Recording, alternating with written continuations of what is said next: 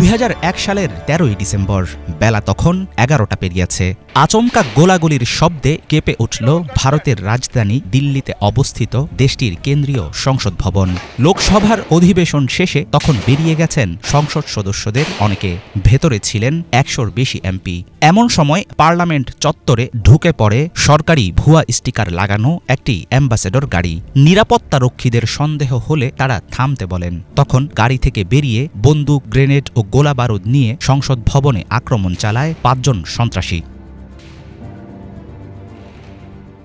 সশস্ত্র সন্ত্রাসীরা জোরদার আক্রমণ চালিয়ে সংসদের ভেতরে প্রবেশের চেষ্টা করলেও সফল হয়নি তারা। হামলাকারীদের ঠেকিয়ে দিয়েছিলেন নিরাপত্তারক্ষীরা। জরুরি সাইরেন বেজে উঠলে সতর্ক হয়ে ওঠে দায়িত্বরত বাহিনী। বন্ধ করে দেয়া হয় পার্লামেন্ট ভবনের সমস্ত প্রবেশপথ। প্রায় 30 মিনিট ধরে চলে দুই পক্ষের পাল্টাপাল্টি গোলাগুলি। প্রাণ হারান 8 জন পুলিশ ও 1 জন মালি। সংসদের মূল কক্ষে ঢোকার আগেই সিকিউরিটি ফোর্সের হাতে মারা পড়ে 5 সন্ত্রাসীও। সেদিনের এই ঘটনা কাঁপিয়ে দিয়েছিল বিশ্বের সবচেয়ে বড় গণতন্ত্রের দেশ ভারতের আত্মমর্যাদার ভিত।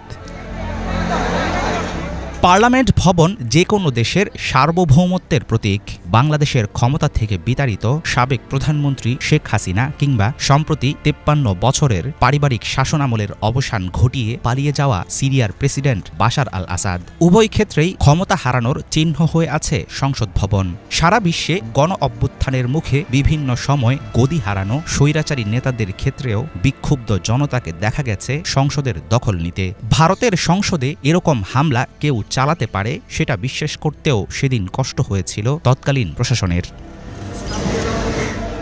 সংসদ ভবনের নজিরবিহীন সেই আক্রমণের ঘটনায় ভারত দায়ী করে পাকিস্তান ভিত্তিক সংগঠন জাইশ-ই মোহাম্মদকে। এর জেরে দুই দেশের মধ্যে শুরু হয় তুমুল উত্তেজনা। সীমান্তের কাছে তখন সেনা সমাবেশ করতে শুরু করে ভারত। পাল্টা ব্যবস্থা নেয় পাকিস্তানও। কয়েক মাস ধরে যুদ্ধকালীন পরিস্থিতি চলার পর 2002 সালের শেষের দিকে মধ্যস্থতার উদ্যোগ নেয় আন্তর্জাতিক মহল।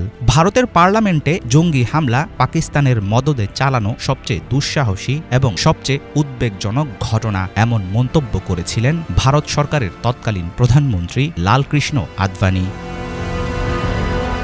পার্লামেন্ট ভবনে হামলার কিছুদিনের মধ্যে সন্দেহভাজন কয়েকজনকে গ্রেফতার করে পুলিশ। এদের একজন ছিল জম্মু কাশ্মীর লিবারেশন ফ্রন্টের সদস্য মোহাম্মদ আফজাল গুরু। অন্য আসামিদের নানা পর্যায়ের শাস্তি হয়, খালাসও পায় কেউ কেউ।